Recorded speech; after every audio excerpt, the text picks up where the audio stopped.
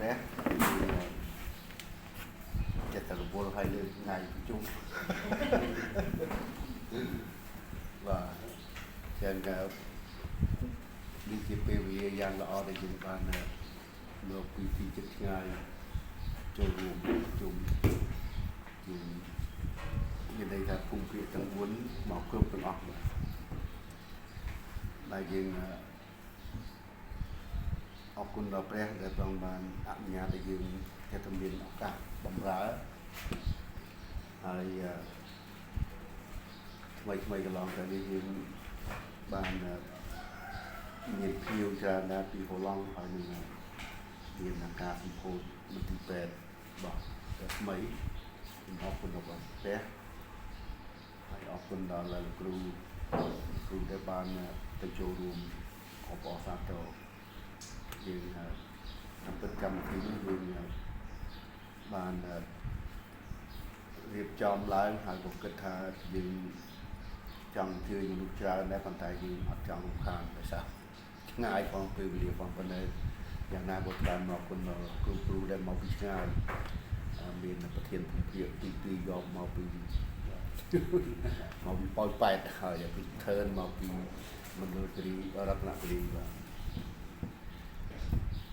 ในตำบลยืนจังบังประกาศบังหาอย่างปีกาเงี้ยได้ยืนใจบังราทำไมเทียบจะตรงตัวนึงองค์การสเปียนจังช่วยตัวดอกครูสาไตรกรอการควบคุมที่เป็นนั้นจำเป็นยืมเป็นเปียกปอนตัวนึงการได้สู้ถ้าเป็นสมบูรณ์สู้ถ้าตามที่จิมที่เป็นองค์การดีกว่าไอจนจำเป็นยืมการเงี้ยยืมเป็นปีมันที่เป็นยืมที่มันที่เป็นแต่ใจเราปรับสำหรับbằngពលកម្មរបស់បុគ្គលិកហើយតកតងជាមួយអង្គការស្ពានជាអ្នកផ្ដល់បំពេញបន្ថែមបើសិនជាគ្រូសាក្រីក្រមានន័យថាយើងមកដល់មន្ទីរពេទ្យយើងមានថវិកាប៉ុន្មានសូមបងហើយដើម្បីបង្គ្រប់ថ្លៃអង្គការស្ពានជាអ្នកបំពេញហើយនេះយើងត្រូវធ្វើអញ្ចឹងពីព្រោះយើងធ្វើនឹងដើម្បីឲ្យអ្នកដែលមកទទួលសេវាព្យាបាលក៏ត្រូវទៅត្រៀមលក្ខណៈដែរហើយបើសិនជាអ្វីៗទាំងអស់ទៅទេគឺថាគេអត់គិតពីបញ្ហាថែទាំសុខភាពទេគេគិតទៅពីខ្ជះខ្ជាយសុខភាពពីរួមមានអ្នករ៉ាប់រងចឹងហើយបានជាយើងមានបទពិសោធន៍ក្នុងការដែលជួយគ្រប់គ្រងដល់គ្រូសាស្ត្រក្រយើងត្រូវទៅឲ្យគេបង្រៀនគេយល់ថាត្រូវធ្វើអីខ្លះចឹងមនុស្សដែលខាងងាយពេកស្រួលពេកអាហ្នឹងវាតាមស្រួលហ្នឹងមែនបាទប៉ុន្តែអ្វីដែលយើងបានចង់ប្រកាសប្រាប់អ្នកក្រីក្រខ្លះគ្នាអត់មានឱកាសបានទៅមន្ទីរពេទ្យស្អាតមានសម្ភារៈទំនើបទេបាទពីព្រោះអីគ្នាអត់មានលុយបាទទោះបីគេប្រកាសរដ្ឋប្រកាសប្រាប់ថាអត់អីមានតែបានគេក្រក៏ទៅបាទតាមពិតមានបានគេក្រទៅមិនមែនថាគេមិនទទួលគេទទួលដែរប៉ុន្តែជួនកាលវាតាមលេខរៀងអីចឹងទៅហើយពេលខ្លះវាអ្នកខ្លះក៏ពិបាកនឹងទ្រាំទ្រក្នុងការរងចាំហើយពេលខ្លះទៅក៏បុគ្គលិកមន្ទីរពេទ្យខ្លះក៏គាត់អត់បានការរាក់ទាក់ស្វាគមន៍អីដោយសារឃើញក្រីក្រអីចឹងណាបាទនេះជាអ្វីដែលយើងបានឆ្លងកាត់សម្រាប់ខ្មែរយើងអញ្ចឹងអង្គការស្ពានគិតថាយើងចង់ធ្វើការងារជួយទៅដល់គ្រួសារក្រីក្រហ្នឹងគឺតាមរយៈឲ្យគេបានទទួលសេវាច្បាស់លាស់ត្រឹមត្រូវចូលរួមចំណែកកាត់បន្ថយភាពក្រីក្រដែរដោយសារយើងមានគ្រូពេទ្យជំនាញផងហើយនឹងយើងច្បាស់លាស់ក្នុងការឆែកគ្រប់និតសុខភាពហើយនឹងការដែលផ្ដល់ឱសថតាមពិតការដែលប្រើប្រាស់ត្រូវបង់លុយកាក់គឺយើងវាមានកម្រិតបាទយើងត្រូវតែអ្នកជំងឺផ្ទាល់ត្រូវតែចូលរួមបង់ថ្លៃថ្នាំថ្លៃការពិនិត្យខ្លះបាទហើយมันបង្ខិតបង្ខំទេគឺ យើងក៏មានសំណួរសួរសម្ភាសអំពីចំណូលនិងការរកបានចំណូលពីគ្រួសារមួយហើយអ្វីដែលយើងចង់ប្រាប់គឺយើងបានរាយការណ៍ទៅក្រសួងសង្គមកិច្ចហើយថាអ្នកដែលមកទទួលសេវាហ្នឹងអត់ភ័យពីរឿងត្រឡប់ទៅវិញជាពាក់លុយគេត្រូវលក់គោលក់ក្បាច់សងគេទេបាទពីព្រោះអង្គការស្ពានជាអ្នកបំពេញបន្ថែមណាប៉ុន្តែត្រូវតែត្រៀមលក្ខណៈខ្លួនឯងដែរហើយយើងមានសេវាទីកន្លែងស្អាតពីព្រោះយើងចង់ឲ្យផ្ដល់តម្លៃនេះជាមនុស្សដល់ពួកក្រីក្រណាបាទអញ្ចឹងក៏មានអ្នកក្រីក្រច្រើនហើយដែលបានទៅចូលទៅទទួលសេវាព្យាបាលមានតែជាង300នាក់ហើយដែលយើងបានចាប់ផ្ដើមមុនសម្ពោធហ្នឹងយើងទទួលហោហែបងប្អូនមកពីខេត្តឆ្ងាយមកអញ្ចឹងពួកគេសប្បាយចិត្តពេលដែលគេបានទទួលព័ត៌មានច្បាស់អំពីសុខភាពហើយសម្ភារៈត្រួតពិនិត្យក៏ទំនើបបាទហើយខ្ញុំអរគុណដល់ព្រះដែលព្រះទ្រង់បានប្រទានពរឲ្យកូនស្រីមានគេថាមានឱកាសបាទកូនស្រីមានគេហៅថាវិជាគម្រោងធំណាបើវាហួសពីការដែលគិតរបស់ពួកយើងដែរហើយពេលដែលចាប់ផ្ដើមកូនស្រីចាប់ផ្ដើមឡើងយើងគិតថាអូនេះវាធំពេកសមត្ថភាពប៉ុន្តែអរគុណព្រះដែលព្រះបានប្រទានពរហើយគ្រប់ការទាំងអស់បានកើតឡើងហើយដូចខ្ញុំបានជម្រាបជូនអញ្ចឹងថាសូមស្វាគមន៍ដល់ពួកជំនុំរបស់បងទាំងអស់គ្នាបាទយើងត្រូវទទួលសេវាថែទាំសុខភាពហើយនឹងពិនិត្យច្បាស់លាស់ជៀសវាងកាលណាយើងទៅ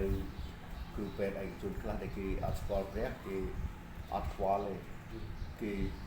ឲ្យទៅឃើញយើងទៅគេដូចជាយើងខ្សាច់ជុំ3ជាន់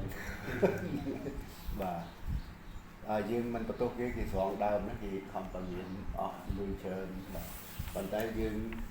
ចង់ប្រាប់ថាពេលខ្លះពួកក្រុមគ្រូពេទ្យខ្លះក៏ទុច្ចរិតដែរដោយសារគេចង់បានលុយគេអត់គិតពីរឿងសុខភាពជាក់ស្ដែងខ្ញុំកាលពីឆ្នាំ2014ខ្ញុំមានបញ្ហាមេរោគអាលៀកកាពះហើយថប់ដង្ហើមហើយខ្ញុំទៅទីពេទ្យខេត្តគេឆែកមើលថាឆែកឈាមយើងគេត្រួតពិនិត្យទាំងអស់គេថាមានមេរោគឈឺកាពះហើយគេឲ្យថ្នាំមកឡើង13មុខមកកូនស្អីបាទហើយទៅបាទខ្ញុំដោយសារយើងពាក្យខ្មែរគេថាភ័យឆោតទៅណាតែបាទតែឈឺឆោតដែរបាទហើយដល់ពេលយើងថប់ដង្ហើមផងពីព្រោះអត់ស្រួលទេអត់បាទថប់ដង្ហើមអញ្ចឹងអាហ្នឹងវាចិត្តស្លាប់ហ្នឹងហើយដល់អញ្ចឹងទៅគេទៅពិនិត្យថាណែមានមេរោគឈឺអាលៀកកាពះហើយយើងគិតចំមេរោគអាលៀកកាពះក៏ធ្ងន់ធ្ងរខ្លាំងដែរដល់ទៅដេកថប់ដង្ហើមអញ្ចឹងទៅអញ្ចឹងគេស្ទំថ្នាំឲ្យឡើងមកកូនអីបាទអស់លុយជិត$200ហើយថ្នាំ13មុខដែលខ្ញុំរាប់ខ្ញុំថតទាំងអស់ផ្ញើទៅឲ្យកូនស្រីកាលនោះអត់ទាន់បានបើកទីពេទ្យទេបើកូនបានធ្វើការជាមួយនឹងពេទ្យជប៉ុន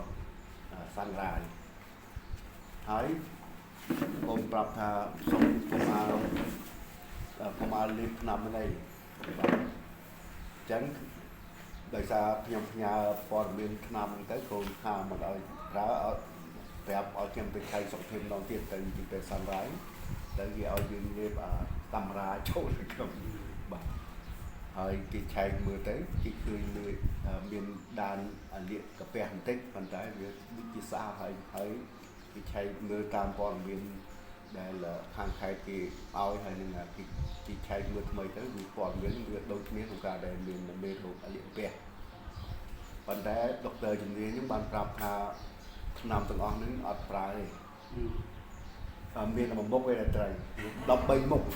គេលក់ថ្នាំមកយើង13មុខមានតែមួយមុខឯត្រូវហើយមួយមុខដែលត្រូវហ្នឹងយើងដុកទ័រជំនាញឲ្យយើងប្រើតែមួយអាទិត្យទេហើយដល់ពេលនៅនេះគេឲ្យយើងប្រើ3ខែបាទដូច្នេះបើសិនជាខ្ញុំអត់បាន ទៅពិនិត្យសេវាត្រឹមត្រូវប្រហែលជារាល់ថ្ងៃខ្ញុំទៅស្ពាយឆ្នាំរហូតបាទតាំងពី2014មកណាបាទដូច្នេះនេះដែលខ្ញុំចង់ជំរាបជូនថាដោយសារយើងឆែកមើលច្បាស់លាស់ហើយយើងព្យាបាលត្រឹមត្រូវអញ្ចឹងឆ្នាំដែលគេឲ្យប្រើសម្រាប់3ខែនេះយើងប្រើតែមួយអាទិត្យទេបាទហើយខ្ញុំសួរថាចុះអាឆ្នាំដែលគេលក់ឲ្យទាំងអស់ហ្នឹងធ្វើម៉េចដុកទ័រប្រាប់ថាបោះចោលហើយអត់ឲ្យទៅពីណាទៀតទេបាទខ្ញុំក៏យកដុតចោលអត់ទេណាពីព្រោះយើងមិនមែនជាអ្នកចែកចាយឆ្នាំនោះបាទដូច្នេះនេះជាអ្វីដែលខ្ញុំចង់ជម្រាបជូនថាដោយសារយើងឈឺពេលខ្លះវាឆោតទៅណាប៉ុន្តែសូមកុំឲ្យយើងភ័យស្លន់ស្លោពេកយើងត្រូវតែរកគ្រូពេទ្យជំនាញចឹងហើយបានជាពេលដែលកូនមានចំណុចក្នុងការបង្កើតមន្ទីរពេទ្យបាទខ្ញុំមានអំណរប៉ុន្តែគំនិតរបស់គេធំពេកយើងគិតថាអូប៉ុន្តែគំនិតរបស់យើងផ្សេងណាបាទយើងគិតថាធំពេកពោះមានប៉ុន្តែឯព្រះទ្រង់ជាអ្នកធ្វើឲ្យសម្រេចបាទមនុស្ស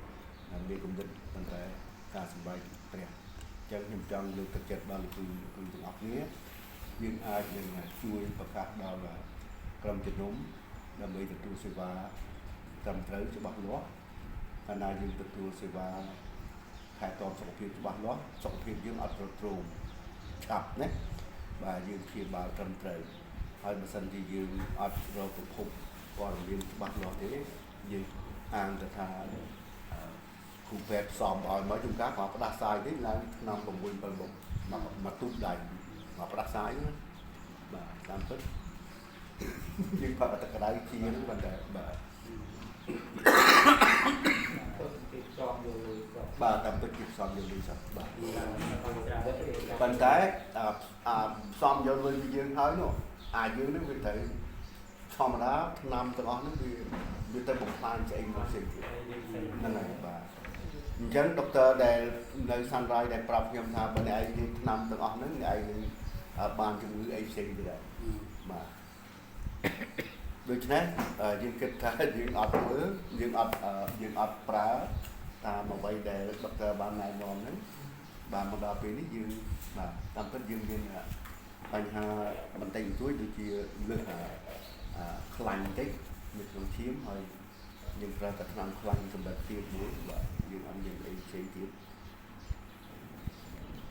ចឹងអស់រយៈពេលជាងបាទជាង10ឆ្នាំហើយតាំងពីយើងឆែកមើលត្រឹមត្រូវទៅយើងអត់មានបញ្ហាទៀតបាទអរគុណដល់ព្រះយើងមិនថាបើកឆាកបន្តិចបាទអូហើយនេះជាផ្សាយពាណិជ្ជកម្មឲ្យពីពេទ្យបាទប៉ុន្តែតាមពិតក៏ចង់ឆ្លៀតឱកាសបាទចង់ឆ្លៀតឱកាសមកប្រាប់ឥឡូវនេះយើងចាក់ចូលទៅនឹងព្រមទូលមួយព្រះអង្គដែលតាមពិតដែលខ្ញុំបានប្រើម្ដងហើយសម្រាប់អធិប្បាយនៅក្នុងពេលនេះហើយខ្ញុំចង់ប្រើម្ដងទៀតសម្រាប់គណៈកម្មការយើងក្នុងកម្មគម្ពីរចោទទីយថាជំពូក30ខ15ខ20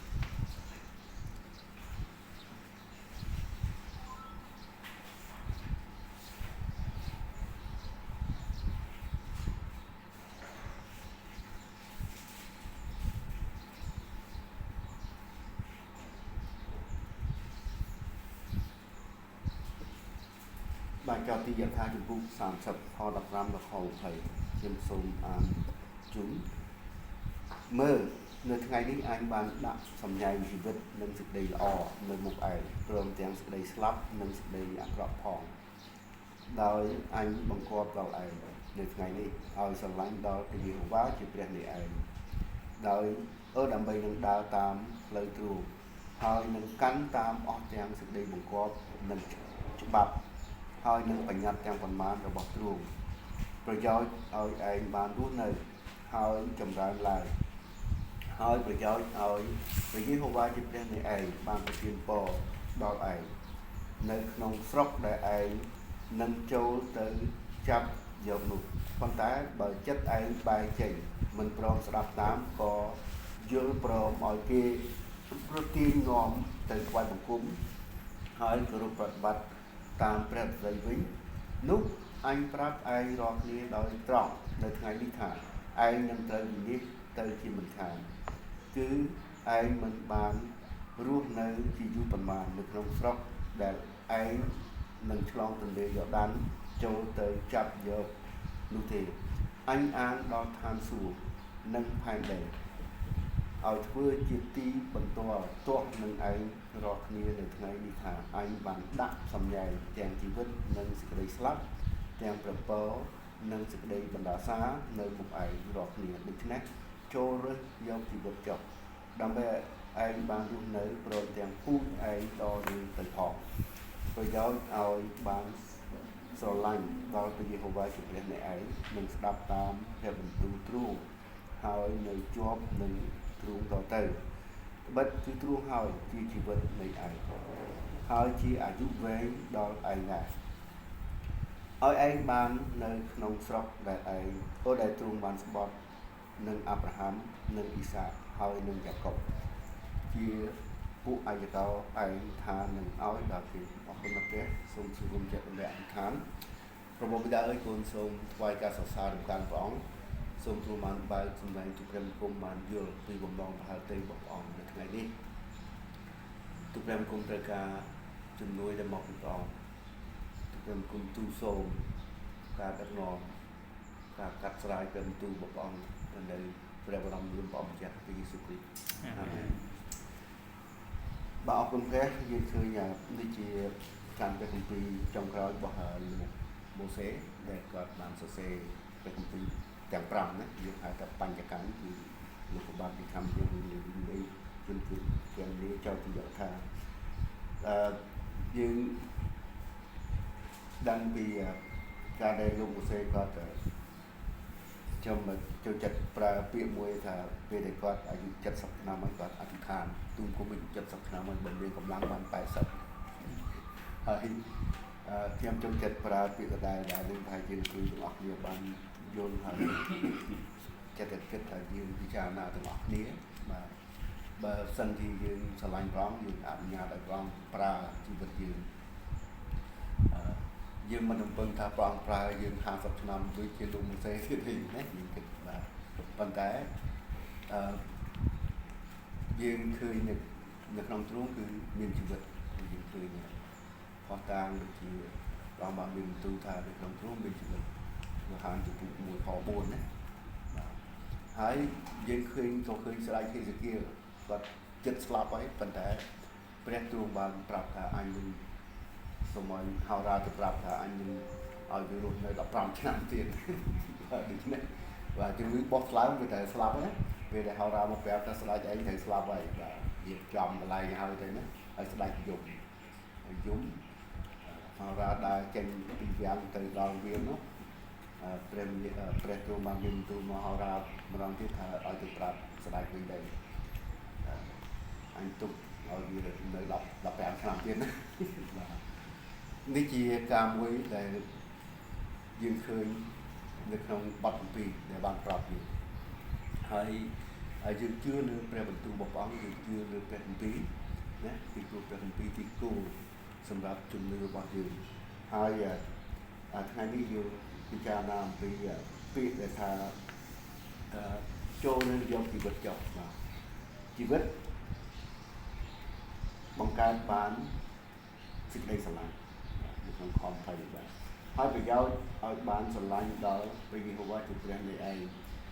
យើងមិនអាចស្រឡាញ់ព្រះបានទេតើតែយើងឆ្លើយតបនឹងសេចក្តីស្រឡាញ់របស់ទ្រង់ចំពោះយើងសិនបាទដូច្នេះព្រះអង្គបានបង្គាប់ឲ្យយើងស្រឡាញ់ព្រះអង្គនៅក្នុងក្រឹត្យនេះទី1ស្រឡាញ់ព្រះអស់ពីចិត្តពីទំនុកទី2ស្រឡាញ់អ្នកជិតខាងដូច្នេះសកម្មភាពទង្វើរបស់យើងត្រូវតែឆ្លើយតបពេលដែលយើងពោលពាក្យថាយើងស្រឡាញ់ព្រះអង្គប៉ុន្តែយើងត្រូវតែភ្ជាប់ជាមួយនឹងគេថាសកម្មភាពយើងស្រឡាញ់ព្រះអង្គកម្រិតណាសកម្មភាពរបស់យើងណាខ្ញុំអរគុណដល់ព្រះខ្ញុំមានទីបន្តតទៅនឹងចាប់ផ្ដើមខ្ញុំបានសម្រេចចិត្តទទួលជូនព្រះអង្គហើយខ្ញុំបានបម្រើមកដល់ឆ្នាំនេះទីឆ្នាំទី38បាទដែលខ្ញុំបានបម្រើហ ហើយទោះបីជួបបញ្ហាជាច្រើនគេសួរខ្ញុំថាហេតុអីបានជាស៊ូទ្រាំជាមួយនឹងការនេះបាទដោយសារគេចោទប្រកាន់ថាយើងជា CIA ផងបាទគេហៅទៅដាក់នៅមុខគុកពី3ដងហើយគេមកខ្សឹបប្រមាថបាញ់ចោលเลยផងបាទសម័យនោះសួរថាភ័យអត់ភ័យមិនភ័យទេណាបាទពីព្រោះអត់ដឹងពឹងអាងអីទេមានតែលុតជង្គង់ចុះអធិដ្ឋានហើយហេតុនេះបានជានៅតែស្មោះត្រង់ចំពោះព្រះពីព្រោះព្រះអង្គបានអនុញ្ញាតឲ្យបានភ្លក់សេចក្តីស្លាប់ច្រើនដល់ព្រំដែនខ្ញុំនិយាយមិនអួតទេប៉ុន្តែយើងស្គាល់ចាក់តាំងពីប៉ោយប៉ែតណាទៅរហូតដល់បឹងតគួនបាទដូច្នេះគេហៅថាបេសកកម្មព5សម័យនោះអ្នកខ្លះទៅម្ដងអ្នកខ្លះអត់ដែលបានទៅកិច្ចជាមួយរហូតប៉ុន្តែខ្ញុំទៅ5ដង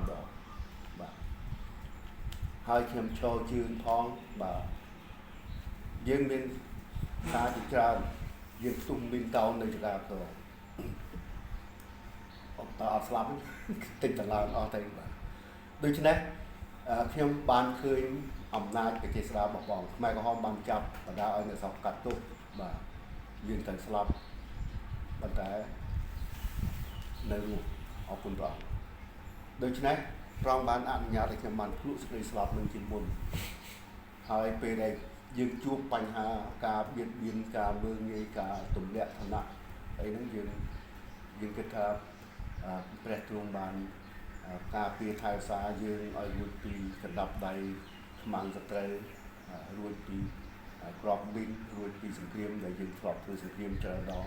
អត់ដែលរបួសស្លាកស្នាមឲ្យសោះបាទតែយើងពឹងអ្នកណាទៀតមានតែព្រះនឹងហើយបាទពេលខ្លះពេលដែលខ្ញុំអានព្រះគម្ពីរឃើញការល្អរបស់លោកយូសែបជាប់ភពទៀតយើងគិតថាលោកយូសែបធ្វើការល្អបាទស្មោះត្រង់ជាមួយព្រះឲ្យជាប់ពុកវិញដូច្នេះខ្ញុំគិតថាបាទព្រះទ្រង់នឹងតតមើលឃើញគ្រប់ទាំងសកម្មភាពរបស់ខ្ញុំដែរហើយខ្ញុំខំប្រឹងចិត្តស្និទ្ធជាមួយនឹងព្រះអង្គតាមរយៈការអធិដ្ឋានខ្ញុំតែងតែនិយាយអំពីខ្ញុំមានបទចម្រៀងមួយដែលខ្ញុំច្រៀងរាល់ពេលលេខ19ណាសូមលើកចិត្តព្រះអង្គចិត្តជារាល់ថ្ងៃនោះជាបទចម្រៀងដែលខ្ញុំច្រៀងគ្រប់ពេលវេលាដែរទៅណាមកណាគឺទៅជាងតំបន់ហ្នឹងឯងជាងតំបន់ហ្នឹងចិត្តតែតំបន់ហ្នឹងអត់ទេចេះបាទនៅតំបន់ហ្នឹងខ្ញុំរត់ថាជាបទអធិដ្ឋានសូមលើកចិត្តព្រះអង្គចិត្តជាងរាល់ថ្ងៃយើងគិតថាបើសិនជាគេលើបាញ់ស៊ីពេកគឺជាបាញ់ sniper ណាបាទបាញ់ទៅចំក្បាលទៅខ្ញុំមានជំនាញអធិដ្ឋានមួយហើយណាពីព្រោះគោលបំណងគឺជាបទចម្រៀងអធិដ្ឋានបាទសូមលើកចិត្តព្រះអង្គចិត្តជាងរាល់ថ្ងៃនេះជាអ្វីដែលខ្ញុំចង់ធ្វើទីបន្ទាល់ហើយអរគុណព្រះខ្ញុំនៅតែមានឱកាសបានបម្រើមួយឆ្នាំនេះជាឆ្នាំទី38ហើយ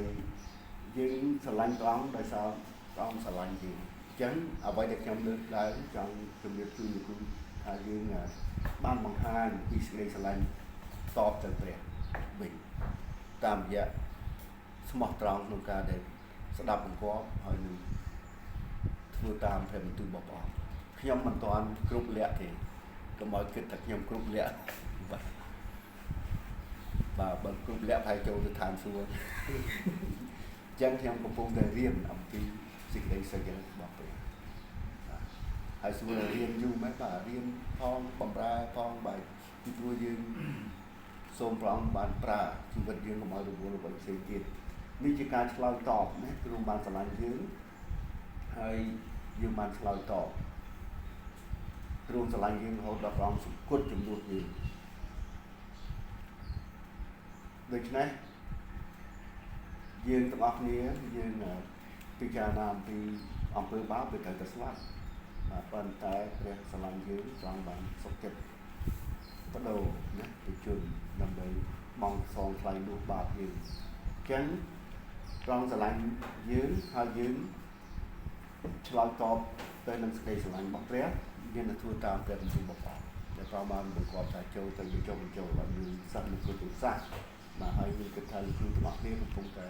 បម្រើកំពុងតែធ្វើ ដូច្នេះការបម្រើការធ្វើបន់គ្រូអ្នកគ្រូទាំងអស់គ្នាយើងមិនបាត់បន្ទាត់នេះជាការដែលយើងឆ្លើយតបសេចក្តីស្រឡាញ់ទៅវិញចំពោះព្រះចំណុចមួយទៀតសេចក្តីស្រឡាញ់បង្កើតឲ្យមានការស្ដាប់បង្គាប់ប៉ុន្តែហើយបើយើងស្រឡាញ់អ្នកណាមួយយើងតែងស្ដាប់នេះមែនទេបាទយើងស្រឡាញ់ថ្នាក់ដឹកនាំរបស់យើងគាត់បង្គាប់ថាម៉េចយើងធ្វើតាមអញ្ចឹងណាបាទបើអត់ធ្វើតាមវាអាចគ្រោះថ្នាក់មែនទេតែយើងធ្វើតាមជាទីពេញចិត្តដល់ថ្នាក់ដឹកនាំនោះហើយបាទអញ្ចឹងយើងស្រឡាញ់ព្រះយើងធ្វើតាមស្ដាប់បង្គាប់តាមព្រះបន្ទូលរបស់ព្រះអង្គព្រះបីដូចជាកូនដែលស្រឡាញ់ឪពុកម្ដាយស្ដាប់បង្គាប់ឪពុកម្ដាយហើយកាលណាកូនស្ដាប់បង្គាប់ឪពុកម្ដាយអស់លោកអ្នកទាំងអស់គ្នាយើងធ្លាប់មានកូនយើងឃើញថាកាលណាកូនស្ដាប់បង្គាប់យើងតែយើងចិត្តទុកដាក់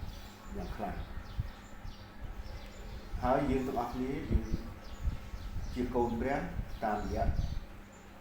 សេចក្តីជំនឿដែលព្រះអង្គបានមានបន្ទូលហើយថាអស់អ្នកណាដែលទទួលទ្រង់គឺអស់អ្នកដែលជឿដល់ព្រះនាមទ្រង់បានប្រទានអំណាចឲ្យបានត្រឡប់ជាកូនរបស់ព្រះបាទដូច្នេះយើងបានត្រឡប់ជាកូនរបស់ព្រះអង្គដោយសារយើងទទួលហើយជឿដូច្នេះបានជាយើងជាកូនរបស់ព្រះអង្គហើយយើងត្រូវតែខំប្រឹងធ្វើយ៉ាងម៉េចដើម្បីឲ្យជាទីគប់ចិត្តជាទីពេញប្រហារតីនៃចំពោះព្រះចឹងយើងឃើញថាព្រះអង្គបានមានបន្ទូលធ្លាប់មានបន្ទូលថាជាងខ្ញុំទាំងប៉ុន្មានវាស្ដាប់តាមខ្ញុំហើយក៏មកតាមខ្ញុំក៏ស្គាល់វាដែរបាទយកផានជំពូក10ខ27ដូច្នេះបើយើងជាជាងរបស់ព្រះចឹងយើងស្គាល់ម្ចាស់បាទហើយម្ចាស់ក៏ស្គាល់យើងដែរបាទតែបន្ទូលរបស់ព្រះអង្គបានចែងណាហើយពលបានទូថាព្រះអង្គម្ចាស់អើយតើទ្រង់សពហៅទៅឲ្យទូបង្គំធ្វើដូចម្ដេចនៅក្នុងកិច្ចការចំពោះ9ខ6យើងឃើញថាព្រះទ្រង់បានបំផាស់ប្រែហើយប្រើសិលពលណាសម្រាប់កិច្ចការរបស់ព្រះអង្គចឹងការដែលព្រះអង្គបានជ្រើសរើសប្រើទោះបីមនុស្សប្រភេទណាក៏ដោយធន់ណាក៏ដោយបាទខ្ញុំអរគុណដល់ព្រះខ្ញុំមិនបានរៀនជ្រៅជ្រះអីទេអត់បានចូលទៅនិយាយរួមទៅរៀនបានត្រឹមបឋមសិក្សាចប់បឋមសិក្សាអត់បានចូលអនុវិទ្យាល័យទេដោយសារសង្គ្រាមចេញពីកំពង់ចាមមកវិញពេលសង្គ្រាមនៅបៃតងជលះទៅកំពង់ចាមពេលខ្មែរក្រហមចូលពីឆ្នាំ73ចេញពីកំពង់ចាមមកវិញមិននៅតំបន់ដោះរហូតដល់បានរៀនទៀតរៀនបានដល់ថ្នាក់ទី7សម័យនេះគេហៅ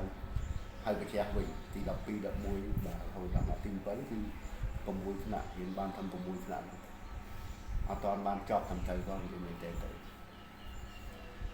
ដូច្នេះព្រះអង្គបានអនុញ្ញាតឲ្យខ្ញុំមានសម្ដែងក្នុងការបម្រើហើយបាទយើង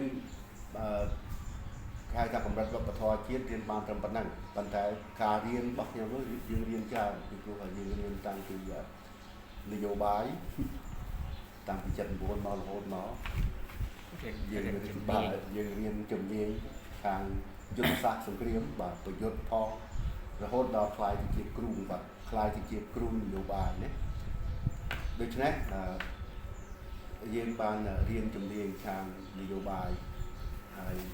និយាយមែនតើទៅពេលចូលនិវត្តន៍ថ្នាក់លើអត់ចង់ឲ្យឈប់ដែរពីព្រោះគាត់ស្ដាយដោយសារយើងជាធនធានមួយធ្លាប់ជាគ្រូនយោបាយផងគាត់បន្តិចសូមមិនได้បន្តបម្រើឲ្យឋានៈយើងទៅដល់រហូតទៅរដ្ឋលេខាធិការបាទជាឋានៈខ្ពស់មួយហើយឯកឧត្តមណាហើយគេប្រាប់ថាបើសិនជាខ្ញុំមានឋានៈឯកឧត្តមហ្នឹងពួកជំនុំនៅប្រើបដៅជឿអត់ណាតែយើងឡើងថ្នាក់ធំពេកពួកជំនុំឡើងយើងប្រើហើយបាទប៉ុន្តែបើឋានៈដែលខ្ញុំបានគេទម្លាក់ចុះទម្លាក់ឡើងនៅតែពាក់ស័ក្តិ3រហូតហ្នឹងអត់អីទេត្រឹមតែនាយការិយាល័យបាទត្រឹមតែបាទមន្ត្រីបាទប៉ុន្តែពួកជំនុំនៅអាចប្រើបានពីថ្នាក់ប៉ុណ្ណឹងណាបាទប៉ុន្តែដល់ឡើងថ្នាក់ធំទៅឯកឧត្តមបីប្រពន្ធទៅខ្លាយទីជំទាវទៀត mai dưỡng ọt lên thờ bỏng anh ấy trong chúng tôi cứ nhá dân bên đó bà ọt thờ chúc bỏ ăn cứ bây giờ không tận bật tiếp luôn na cũng cái này là ọt hiện tại như thế này chẳng ai ban chỉ kiếm tuần vô gặp nạn lưu với thà nhầm ở quân để trong đôi khi nằm lại nghi nằm lại thân nặng như đôi khi ai đó muốn về lại hình xong nơi bồng là bà hiện tại bà sân chỉ phụ bế phụ lệ vi kiến ở thiên phật nhẹ cro ở thiên phật trong nơi phần lớn cái hiện tại ở quân để đôi khi ai ban chỉ bà sân như dương sả lanh cái sả lanh thân nặng nấn mà phải chỉ dương châu được ngon tẹt kia dương ban đi tại dương ban tại khi thông một đòn ấy dương không cần cà phê nghe nữa á dân đó quay là vô tụi mình nhé bà tránh bằng không bằng cà phê dương click kết biển cà phê thay sao vô chiên bọc đẹp mình nhé bà lại là cà phê thành đã một mọt rồi này lại là vô tụi mình mặc cái ở cái lăng khu lẹo với như chó lẽ bà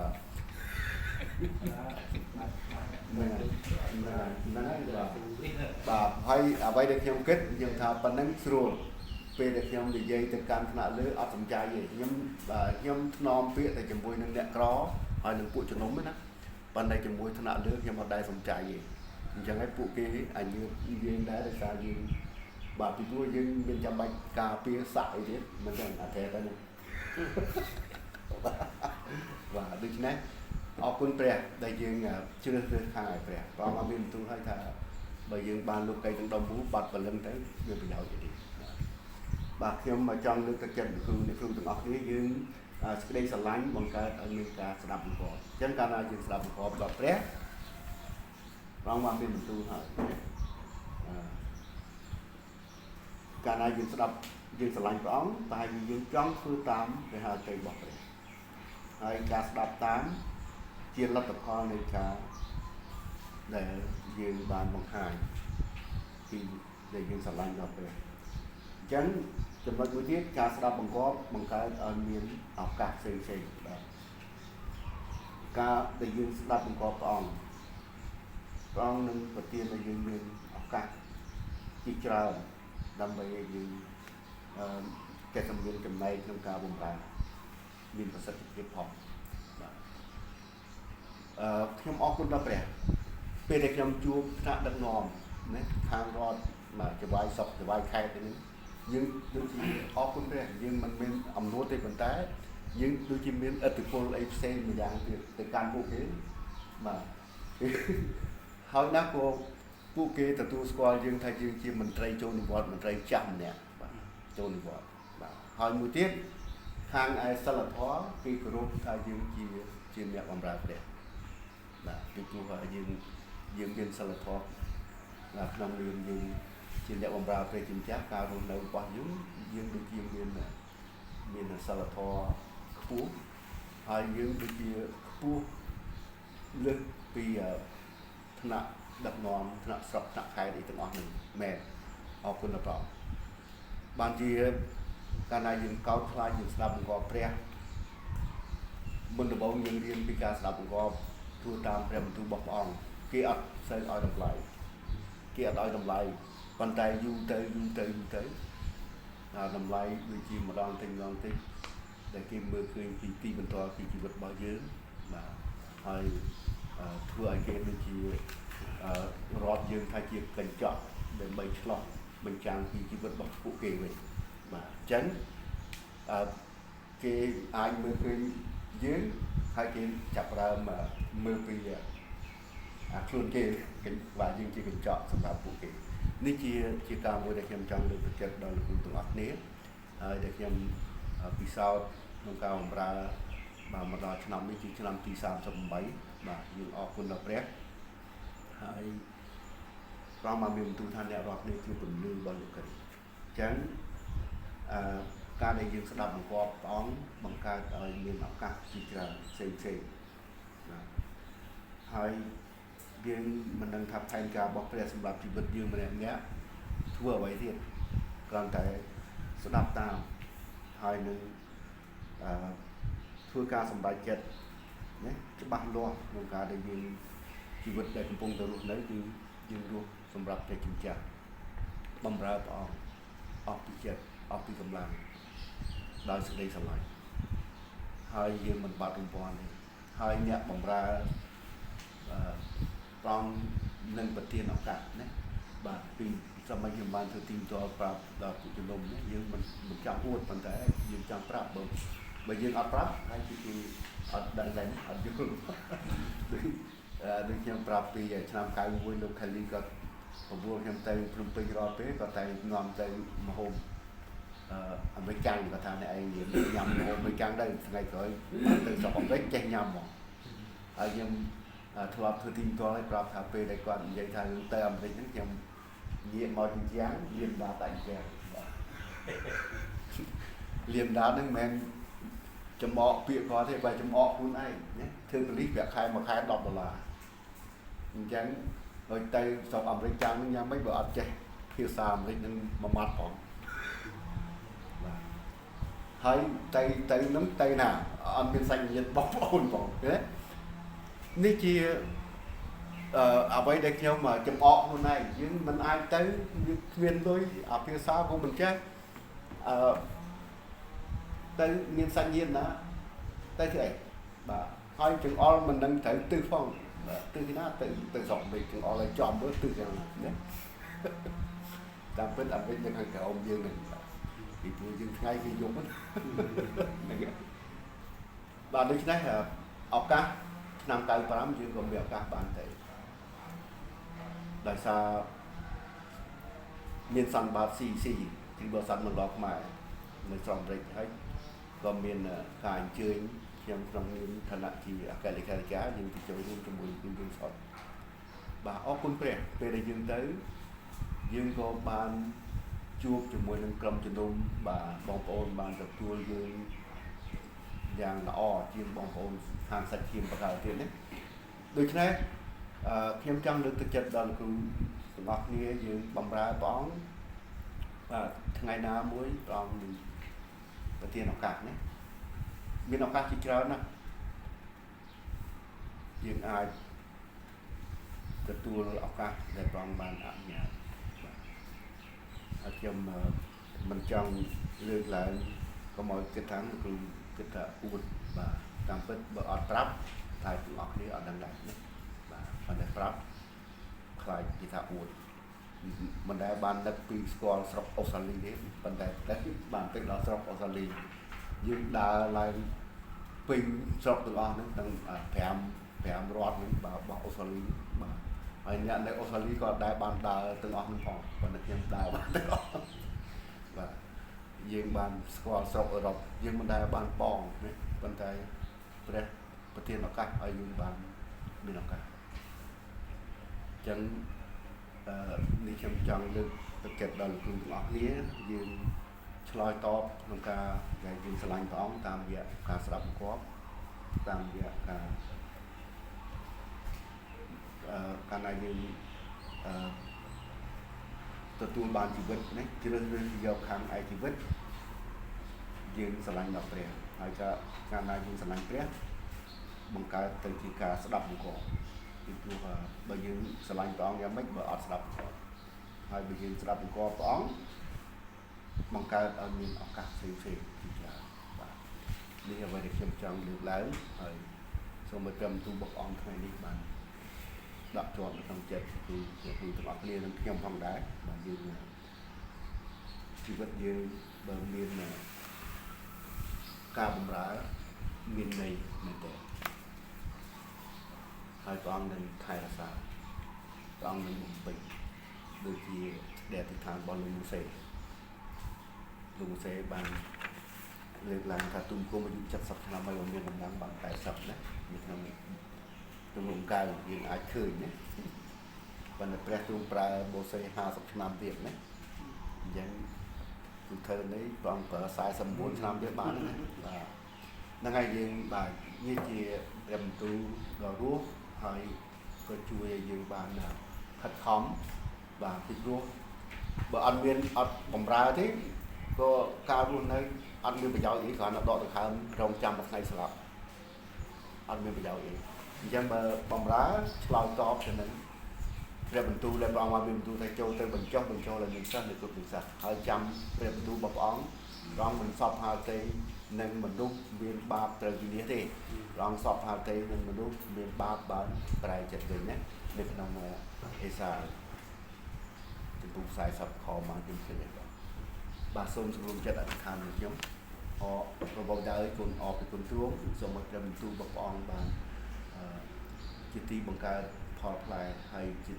ตีเด็กจมรุ่นกำลังจัดเป็นการคุมออกนี่มีจัดแค่ช่วงลำใบบำราพอออกมันต่อที่แต่ว่ายืนเขียมตลอดนี่กำปงแต่รุ่นไหนเดินแผ่นใดบอกออกจมตัวมันปลายยืนเขียมตลอดนี่ก็มายืนเขียมบานดอดหามเจ้ามายืนเขียมบานปลาปลาเป็นเรียเจียบไปยาวทำการได้ชลอยตอบสกสลายบอกออกแต่การพิภพโลกแต่การมนุษย์เซนเทเตียตามเดียการบังคับสกสลายบอกออกตลอดคือบันสกอร์คือบันตัวบอกอของไงกลุ่มจุดวายแกมกรรมทีประชุมไงนี่เพิ่งอ่านการดักนองบอกออกในวันนี้ไปยี่สิบ